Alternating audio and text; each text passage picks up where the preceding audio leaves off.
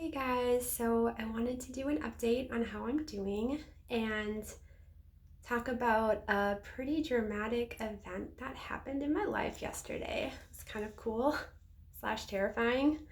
Um, anyways, I do think I've been going through withdrawals and I from alcohol, and I opted to kind of take it slow because the first night went okay, and then the second night I could not fall asleep to save my life. I was up most of the night and then felt like death the next day, right? And when I don't sleep, it really affects my mental health. And life doesn't stop, stressors keep coming. So I decided to do a more, for me, feasible plan of working my way down.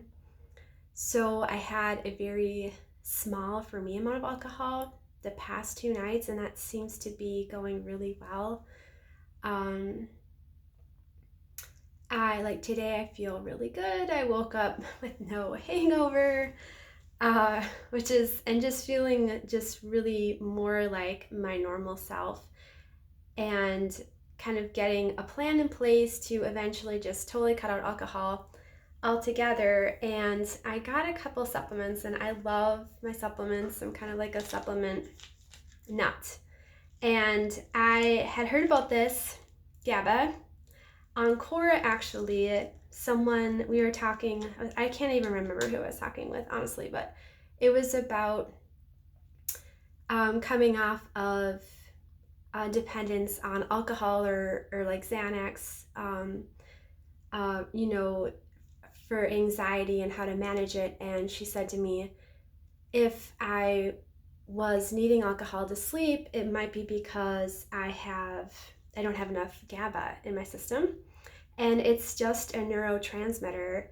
And I was doing a little bit of research, and I found that one of the ways that benzos like Xanax work is that they naturally increase the levels of GABA in your body. And I'm not really sure if alcohol does the same thing, but I'm guessing it's along those lines. And Dr. Axe, AXE, has a great article on his website about just what GABA, having low levels of GABA can do. And they found that in insomniacs, their GABA levels are 30% lower than in a control group.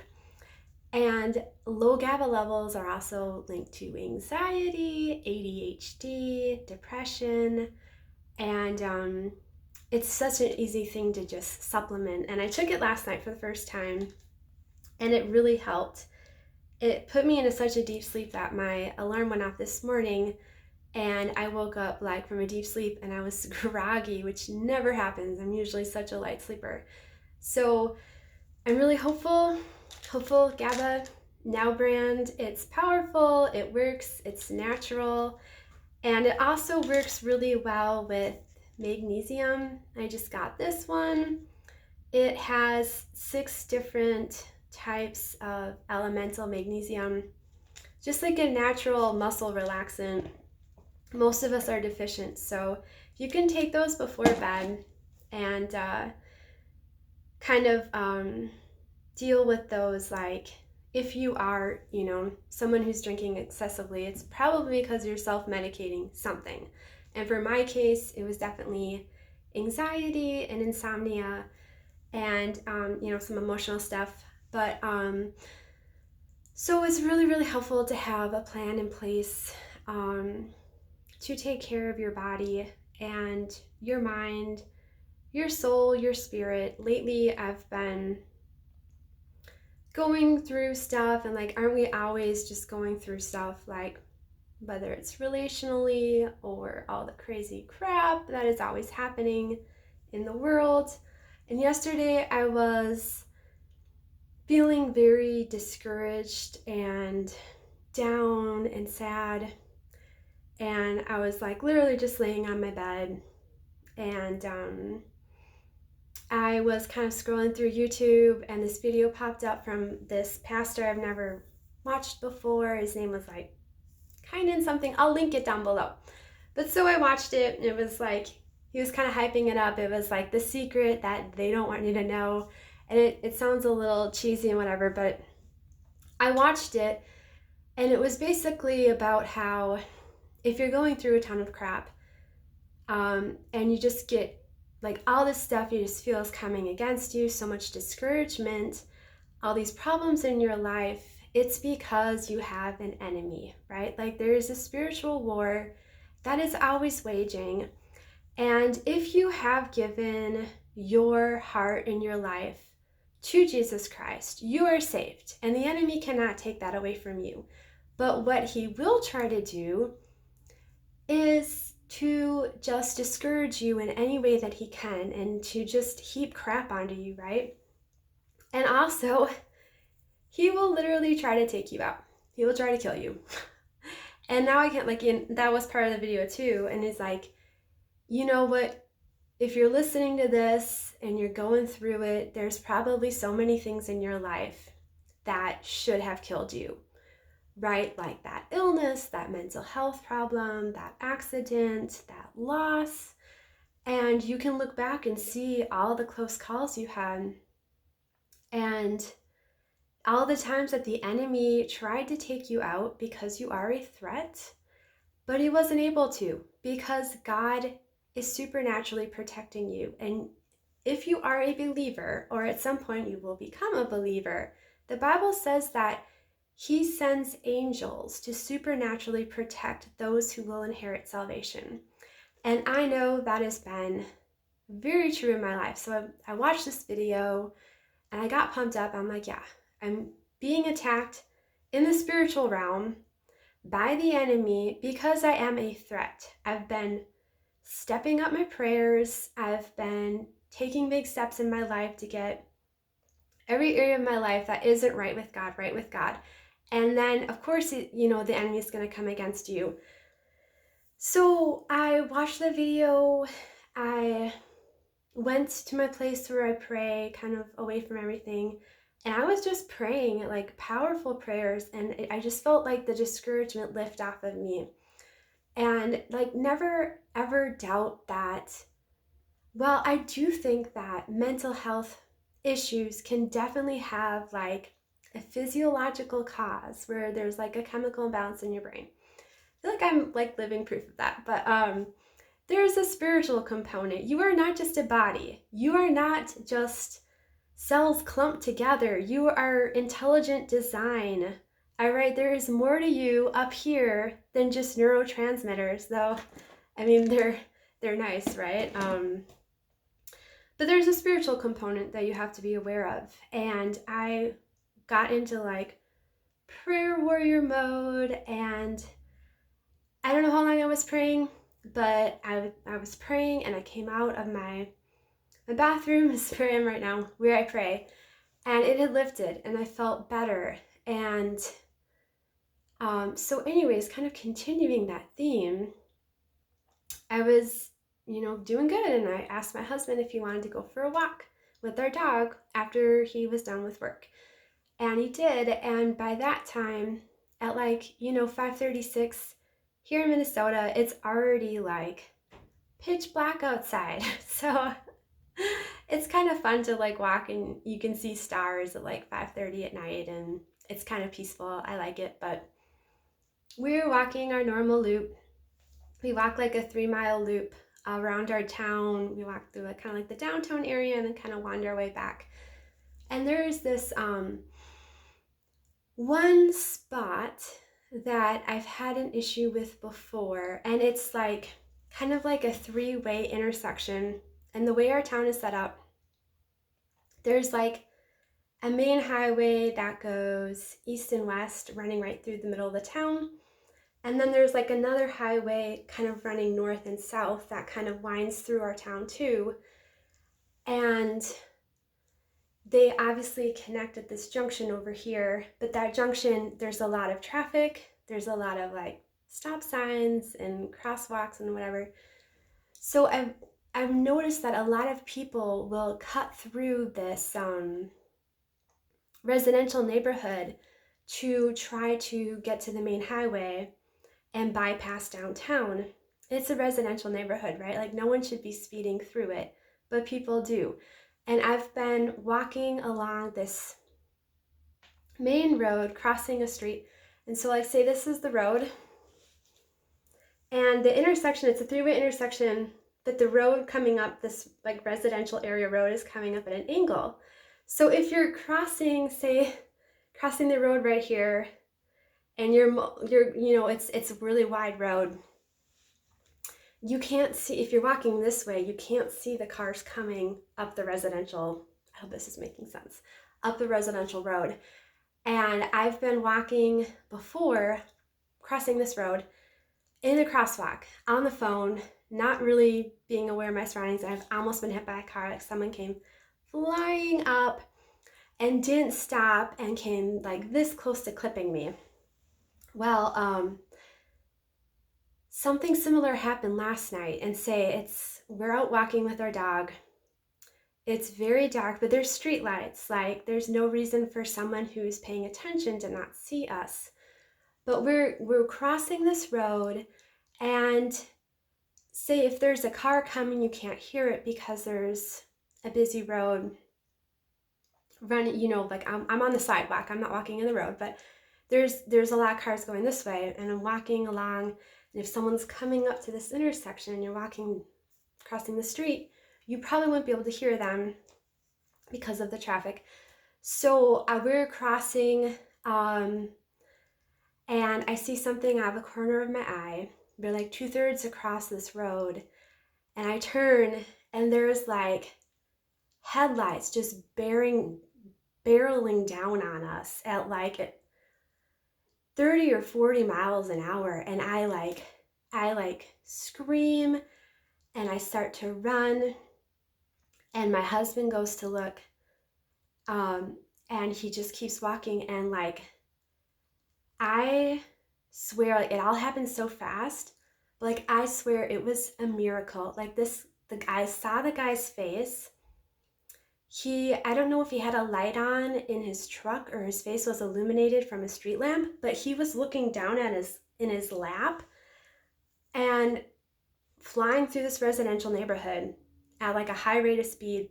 I mean, if I had to guess, I'd guess 40 miles an hour. He was flying up. You know, sometimes people like fly really up aggressively to a turn, and you don't know if they're gonna actually stop. He was like, I don't know what he was doing. I don't know what he was thinking. But he literally should have barreled into us at probably like 40 miles an hour.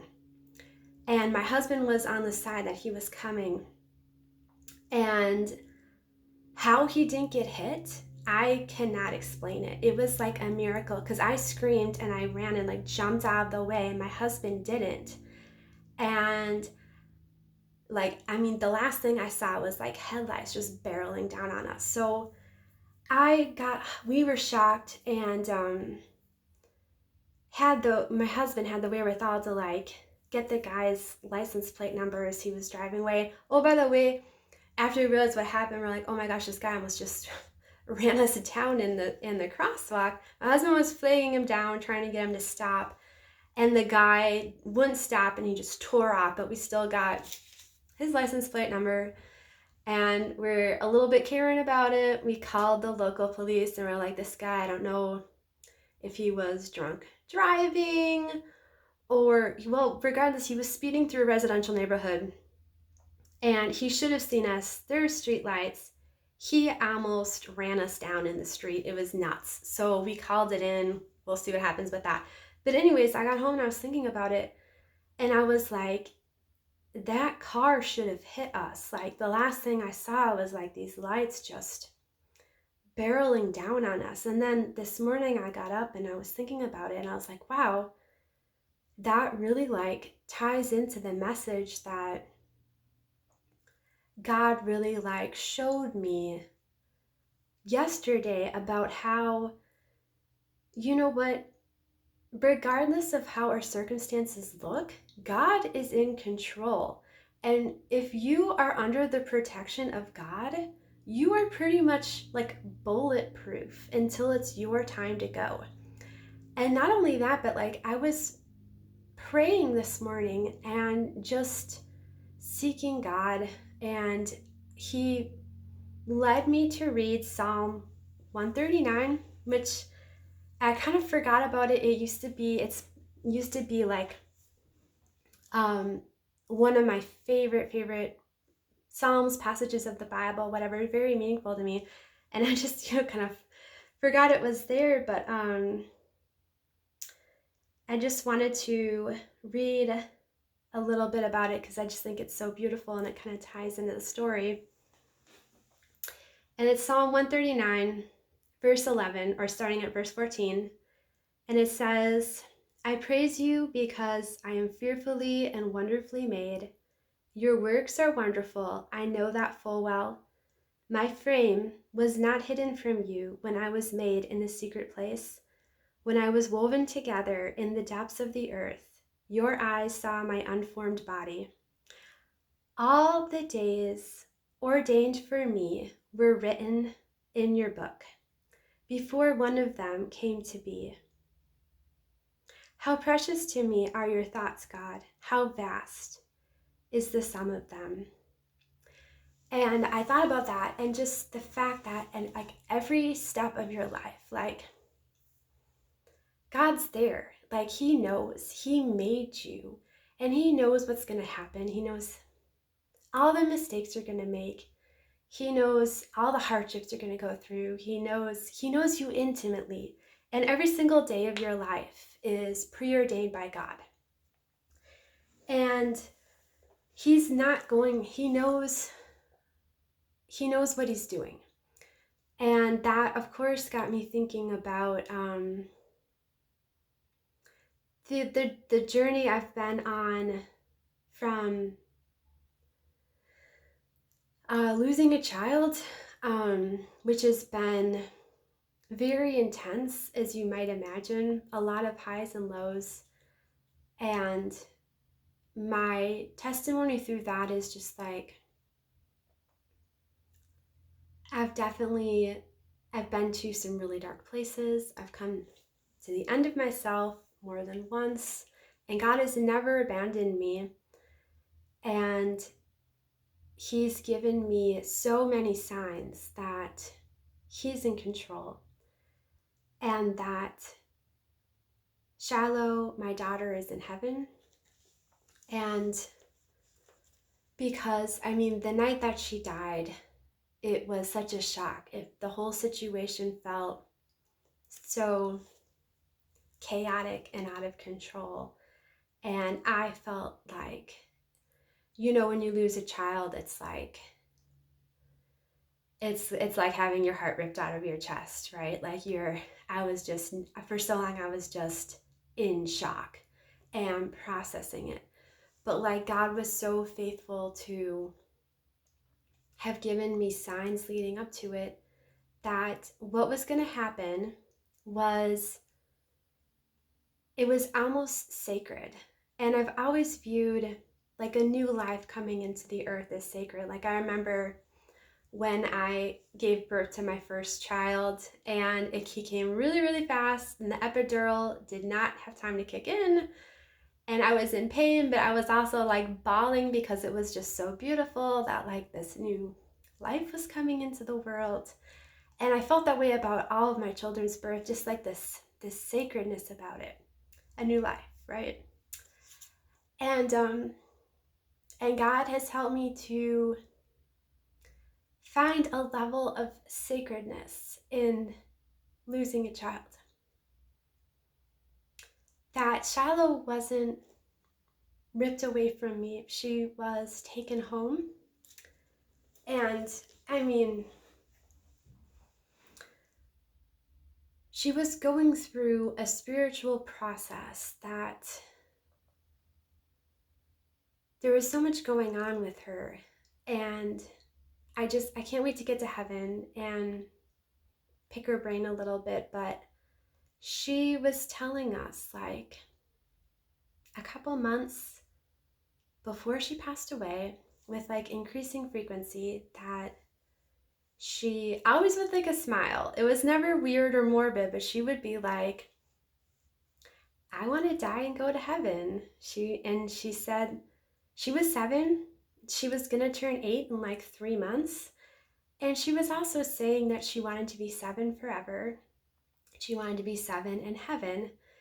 And she was saying things like this so much that I like had a talk with her, and I was like, Shiloh, like, you're just a little girl. You have like your whole life ahead of you. Um, and I need you, right? Like, I need you here. And you can't go to heaven. You're just a little kid.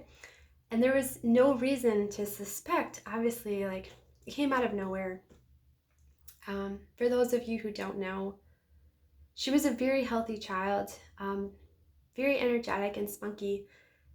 And we later found out that she had a genetic mutation that predisposed her to a sudden cardiac arrest, which happened. She was just running around playing one night, and then her heart went into ventricular fibrillation, which means like it was pulsing really fast and not really beating. And she passed out. We didn't know she was in cardiac arrest, but we rushed her to the ER, and they tried for hours to try to save her and bring her back, but she was gone. Even though at a couple points they were able to get a steady pulse back, she never regained her reflexes. There was never any sort of responsiveness, and I really truly believe that God just brought her home like that, and she didn't want to come back. And I mean, I really can't blame her. I mean, since she passed away, I've become like really obsessed with teachings about heaven and NDEs, which are shockingly common. Just, I guess, with modern technology and life-saving equipment, a lot of people have had NDEs, and they talk about the wonders of heaven, and it's given me so much comfort to know that she's there, and I know she's there. And I've gotten just supernatural peace from God to be able to keep going. And when He knows I need it, He'll send me another sign or a really wonderful NDE story or Bible teaching, something that gives me the strength to keep going, knowing that my little girl is in heaven and I'm going to see her again. And also strength to know that God knows what He's doing. He's in charge. Sometimes He does things we don't understand. But He said He will never, ever leave or forsake us. And I really, truly believe that is true. And I wanted to share just another little thing. So, Derek Prince video popped up on my YouTube today, and I don't think he's even still alive. These videos were pretty old, and he was an older guy. But what he said, maybe I'll try to find that one and link that one too. But it just really ministered to me. And this is from Psalm 118. And I'm going to start at verse 16.